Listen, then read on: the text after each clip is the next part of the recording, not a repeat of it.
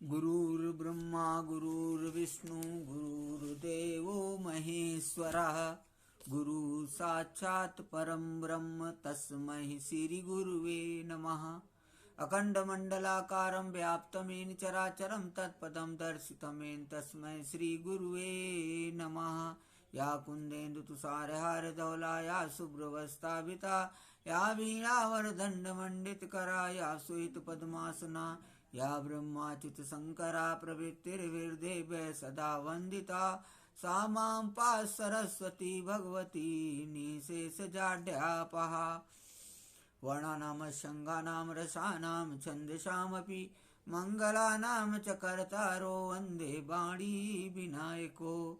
ॐ तत्सवितुर्वरेण्यं भर्गो देवस्य धीमहि धियो यो न प्रचोदयात्। ॐ त्र्यम्बकं यजामहे सुगन्धिं पुष्टिवर्धनम् उर्वारुकमिव बन्धनान् मृत्योर्मुक्षीयमामृतात्। ॐ सा भुवः भू ॐ सा जूं ह्रौं ॐ। बोलो शताक्षरी गायत्री मैया की जय। आप लोगों की जानकारी के लिए मैं बता दूं कि शताक्षरी गायत्री में भूर भुवा स्वा नहीं आता है, इसलिए आप लोग भ्रम में न पड़िएगा।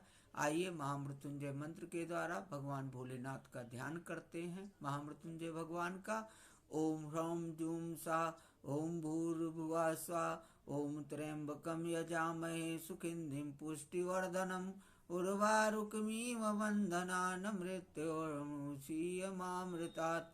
ओम स्वाहा भुवः भू ओम सा जूं ह्रौं ओम। बोलो महामृत्युंजय भगवान की जय। ओम राम रामेति रामेति रमे रामे मनोरमे सहस्रनाम तातुल्यम राम नाम वरानने। हे चक्रधर हे चक्रपाण हे चक्र युद्धधारी ओम सुदर्शन चक्राय नमः। वसुदेव सुतं देवं कंस चारूण मर्दनम देवकी परमानंदम कृष्णं वंदे जगद्गुरुम। हे राधे वृषभान भूपतने गंधर्विके राधिके हे कृष्णानन पंकज भ्रमरिके कृष्ण प्रिय माधवी। हे वृंदावन नागरी गुणनिधे दामोदर प्रेयसी। हे श्री ललितादिके प्रिय सखी प्राणादिके पाहि मां शरणागतम पाहि मां शरणागतम। सर्वप्रथम प्रातः स्मरणीय परम पूजनीय परम गुरुदेव हमारे दीक्षा गुरु परम ब्रह्मलीन परमहंस अत्रि मुनि महाराज जी की जय हो। आत्मनाय आनंद विभूषित जगत गुरु शंकराचार्य स्वामी माधवानंद सरस्वती महाराज जी की जय हो। आत्मनाय अनंत विभूषित सनातन धर्म सम्राट ब्रह्मलीन स्वामी करपात्री जी महाराज की जय हो। ब्रह्म सत्यम जगत मिथ्या नामक महामंत्र देने वाले अद्वैतवाद के प्रवर्तक भगवान आदि शंकराचार्य जी की जय हो। सनातन धर्म की जय हो। हर हर महादेव हर हर महादेव हर हर महादेव। अलख निरंजन अलख निरंजन अलख निरंजन। हरि ओम तत्सत हरि ओम तत्सत हरि ओम तत्सत। मैं आप लोगों को लाइव आकर के और यूट्यूब पे वीडियो अपलोड करके आप लोगों को मैं संपूर्ण श्रीमद् भागवत महापुराण सुनाने का प्रयास कर रहा हूँ।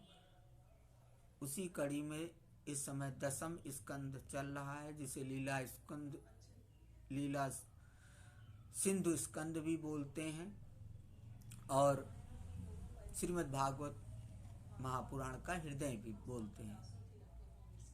उसमें आप लोगों को मैं चतुर्थ अध्याय की कथा दसम स्कंद की सुना रहा हूँ, जिसमें मैंने अभी तक ये कथा सुनाई कि भगवान का जन्म हो चुका है और उधर जब कंस को पता चलता है कि 8वें पुत्र का जन्म हो चुका है, तब वो कारागार पहुंचता है। कारागार वो तब पहुंचता है जब वसुदेव जी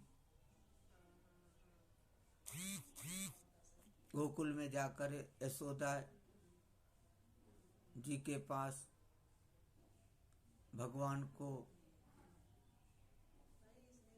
सुला देते हैं और उसकी जगह पर कन्या को लेकर के मथुरा कारागार आ चुके होते हैं। और जब कंस पहुंचता है, देखता है कन्या हुई है, तो देवकी जी विलाप करके कहती हैं कि ये कन्या अबोध बालिका आपका क्या बिगाड़ेगी, इसे ना मारिए। फिर भी कंस सुनता है लेकिन नहीं मानता है और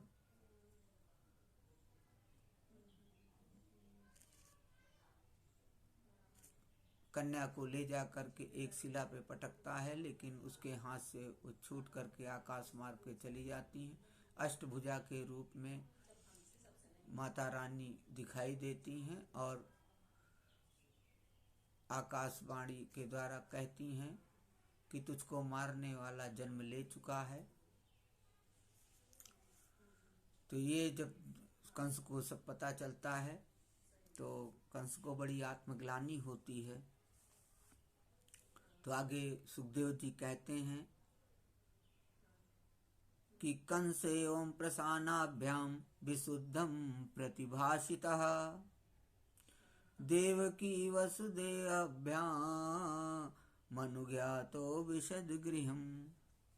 श्री सुखदेव जी कहते हैं, परीक्षित जब वसुदेव और देवकी ने इस प्रकार प्रसन्न होकर निष्कपट भाव से कंस के साथ बातचीत की, तब उनसे अनुमति लेकर वह अपने महल चला गया। वह रात्रि बीत जाने पर कंस ने अपने मंत्रियों को बुलाया और योगमाया ने जो कुछ कहा था वह सब उन्हें कह सुनाया। कंस के मंत्री पूर्णतया नीति निपुण नहीं थे। दैत्य होने के कारण स्वभाव से ही वे देवताओं के प्रति शत्रुता का भाव रखते थे। अपने स्वामी कंस की बात सुनकर वे देवताओं पर और भी चिढ़ गए और कंस से कहने लगे, भोजराज, यदि ऐसी बात है तो हम आज ही बड़े बड़े नगरों में, छोटे छोटे गांवों में, अहीरों की बस्तियों में और दूसरे स्थानों में जितने बच्चे हुए हैं वे चाहे 10 दिन से अधिक के हों या कम के, सबको आज ही मार डालेंगे।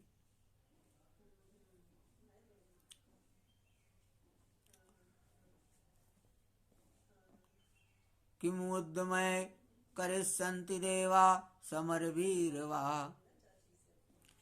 समरभीर देवगण युद्ध करके ही क्या करेंगे? वे तो आपके धनुष की टंकार सुनकर ही सदा सर्वदा घबराए रहते हैं। जिस समय युद्ध भूमि में आप चोट पर चोट करने लगते हैं, बाण वर्षा से घायल होकर अपने प्राणों की रक्षा के लिए समरांगण छोड़कर देवता लोग पलायन परायण होकर इधर उधर भाग जाते हैं। कुछ देवता तो अपने अस्वस्थ जमीन पर डाल देते हैं और हाथ जोड़कर आपके सामने अपनी दीनता प्रकट करने लगते हैं। कोई कोई अपनी चोटी के बाल तथा आपकी शरण में आकर कहते हैं, हम भयभीत हैं, हमारी रक्षा कीजिए। आप उन शत्रुओं को नहीं मारते जो अस्वस्थ भूल गए हों, जिनका रथ टूट गया हो, जो डर गए हों, जो लोग युद्ध छोड़कर भाग गए हों, जिनका धनुष टूट गया हो या जिन्होंने युद्ध से अपना मुख मोड़ लिया हो, उन्हें भी आप नहीं मारते। देवता तो बस वही वीर बनते हैं जहां कोई लड़ाई झगड़ा ना हो। रणभूमि के बाहर वे बड़ी बड़ी डींग हाँकते हैं। उनसे तथा एकांतवासी विष्णु, वनवासी शंकर, अल्पवीर इंद्र और तपस्वी ब्रह्मा भी हमें क्या भय हो सकता है। फिर भी देवताओं की उपेक्षा नहीं करनी चाहिए, ऐसी हमारी राय है, क्योंकि है तो वे शत्रु ही, इसलिए उनकी जड़ उखाड़ फेंकने के लिए आप हम जैसे विश्वास पात्र सेवकों को नियुक्त कीजिए। तथापि देवा सापत न्यानोपेक्षया इति मन्महे। जब मनुष्य के शरीर में रोग हो जाता है, उसकी चिकित्सा नहीं की जाती, उपेक्षा कर दी जाती है, तब रोग अपनी जड़ जमा लेता है। और आगे बोले कि देवताओं की जड़ है विष्णु, और वह वहां रहता है जहां सनातन धर्म है। बोलो सनातन धर्म की जय, बोलो विष्णु भगवान की जय। हे चक्रधर, हे चक्रपाण, हे चक्र युद्धधारी, ओम सुदर्शन चक्राय नमः। विष्णु जनार्दन पद्मनाभ प्रजापत चक्रधर त्रिविक्रम नारायण गोविंद मसूदन नरसिंह जलाशाही वराह रघुनंदन वामन माधव। ओम श्री विष्णुणे आत्मने नमः। बोलो विष्णु भगवान की जय, बोलो नारायण भगवान की जय। ओम नमो भगवते वासुदेवाय। बोलो श्रीमद् भागवत महापुराण की जय। तो कहा कि देवताओं की जड़ है विष्णु, और वह वहां रहता है जहां सनातन धर्म है। सनातन धर्म की जड़ है वेद, गौ, ब्राह्मण, तपस्या और वे यज्ञ जिनमें दक्षिणा दी जाती है। इसलिए भोजराज हम लोग वेदवादी, ब्राह्मण, तपस्वी, याज्ञिक और यज्ञ के लिए घी आदि हविष्य पदार्थ देने वाली गायों का पूर्ण रूप से नाश कर डालेंगे। तस्मात् सर्वात्मना राजन ब्रह्माणान ब्रह्मवादिना तपस्विनो यज्ञशीलान गास्य हनुमो हविर्दुघा। ब्राह्मण, गौ, वेद, तपस्या, सत्य, इंद्रिय दमन, मनोनिग्रह, श्रद्धा, दया, तितिक्षा और यज्ञ विष्णु के शरीर हैं। विप्रागावस्य वेदास्य तपा सत्यम दमः समः श्रद्धा दया तितिक्षा चाकृत वश्च हरस्तनुः। वह विष्णु ही सारे देवताओं का स्वामी तथा असुरों का प्रधान द्वेषी है, परंतु वह किसी गुफा में छिपा रहता है। महादेव ब्रह्मा और सारे देवताओं की जड़ वही है। उसको मार डालने का उपाय यह है कि ऋषियों को मार डाला जाए। श्री सुखदेव जी कहते हैं, परीक्षित, एक तो कंस की बुद्धि स्वयं ही बिगड़ी हुई थी, फिर उसे मंत्री ऐसे मिले थे जो उससे भी बढ़कर दुष्ट थे। इस प्रकार उनसे सलाह करके काल के फंदे में फंसे हुए असुर कंस ने यही ठीक समझा कि ब्राह्मणों को ही मार डाला जाए। उसने हिंसा प्रेमी राक्षसों को संत पुरुषों की हिंसा करने का आदेश दे दिया। वे इच्छा अनुसार रूप धारण कर सकते थे। जब वे इधर उधर चले गए तब कंस ने अपने महल में प्रवेश किया। उन असुरों की प्रकृति रजोगुणी तमोगुणी के कारण उनका चित्त उचित और अनुचित के विवेक से रहित हो गया था। उनके सिर पर मौत नाच रही थी। यही कारण है कि उन्होंने संतों से द्वेष किया। परीक्षित, जो लोग महान संत पुरुषों का अनादर करते हैं, उनका वह कुकर्म उनकी आयु, लक्ष्मी, कीर्ति, धर्म, लोक परलोक, विषय भोग और सबके सब कल्याण के साधनों को नष्ट कर देता है। आयु श्रियम यशो धर्मम लोकानाशिषयोचा हंत से आंसि सर्वाणि पुंसो महदति क्रमः। बोलो भक्त और भगवान की जय।